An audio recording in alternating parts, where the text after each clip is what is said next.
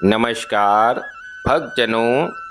आज मैं शिव पुराण महात्म श्री रुद्र संहिता द्वितीय खंड के 42वें अध्याय का वर्णन करूंगा। इस अध्याय में दक्ष का यज्ञ को पूर्ण करना नामक कथा का वर्णन किया गया है। इस महात्म को सुनने से मनुष्य सब पापों से मुक्त हो जाता है। भगवान भोलेनाथ की कृपा सदैव बनी रहती है। अब मैं 42वें अध्याय का वर्णन करता हूँ। ब्रह्मा जी कहते हैं, हे नारद मुनि, इस प्रकार श्री हरि मेरे देवताओं और ऋषि मुनियों की स्तुति से भगवान शंकर बहुत प्रसन्न हुए। वे हम सबको कृपा दृष्टि से देखते हुए बोले, प्रजापति दक्ष, मैं तुम सभी पर प्रसन्न हूँ।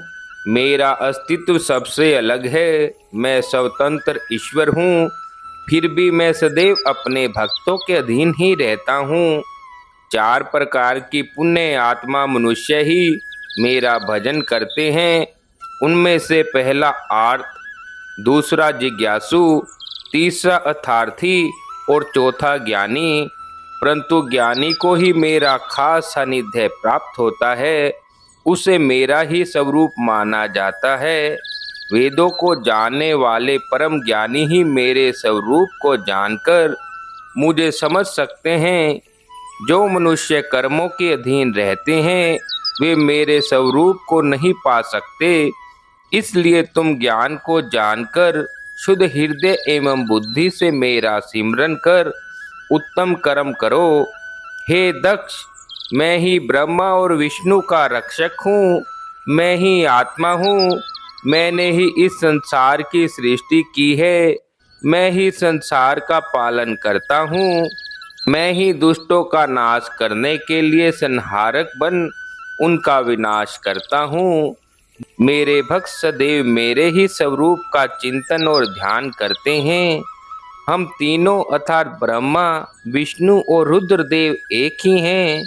जो मनुष्य हमें अलग न मानकर हमारा एक ही स्वरूप मानता है उसे सुख, शांति और समृद्धि की प्राप्ति होती है। परंतु जो अज्ञानी मनुष्य हम तीनों को अलग अलग मानकर हम में भेदभाव करते हैं वे नरक के भागी होते हैं। हे प्रजापति दक्ष, यदि कोई श्री हरि का परम भक्त मेरी निंदा या आलोचना करेगा या मेरा भक्त होकर ब्रह्मा और विष्णु का अपमान करेगा उसे निश्चय ही मेरे कोप का भागी होना पड़ेगा। तुम्हें दिए गए शाप उसको लग जाएंगे।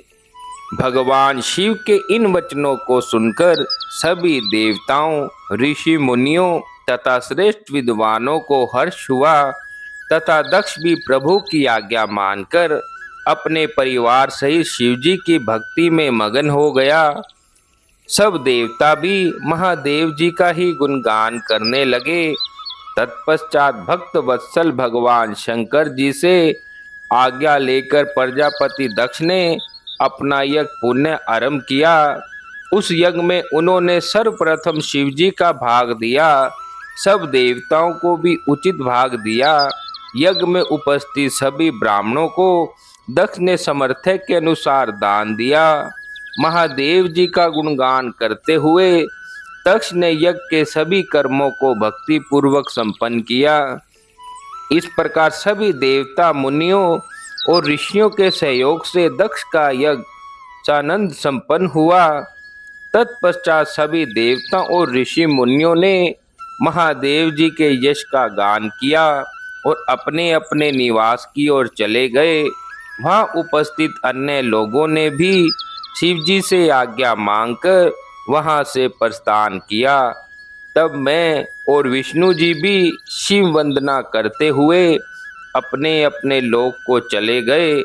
दक्ष ने करुणा निधान भगवान शिव की अनेकों बार स्तुति की और शिवजी को बहुत सम्मान दिया। तब वे भी प्रसन्न होकर अपने गणों को लेकर कैलाश पर्वत पर चल दिए। कैलाश पर्वत पर पहुंचकर शिवजी को अपनी प्रिय पत्नी देवी सती की याद आने लगी। महादेव जी ने वहां उपस्थित गणों से उनके बारे में अनेक बातें की। वे उनको याद करके व्याकुल हो गए। हे नारद, मैंने तुम्हें सती के परम अद्भुत और दिव्य चरित्र का वर्णन सुनाया। ये कथा भोग और मोक्ष प्रदान करने वाली है। यह उत्तम वरदान सभी कामनाओं को अवश्य पूरा करता है। इस प्रकार इस चरित्र को पढ़ने व सुनने वाला ज्ञानी मनुष्य सभी पापों से मुक्त हो जाता है। उसे यश, स्वर्ग और आयु की प्राप्ति होती है। जो मनुष्य भक्ति भाव से इस कथा को पढ़ता है, उसे अपने सभी सत्कर्मों के फलों की प्राप्ति होती है। इस प्रकार आज श्री रुद्र संहिता द्वितीय खंड को पूर्ण किया जाता है।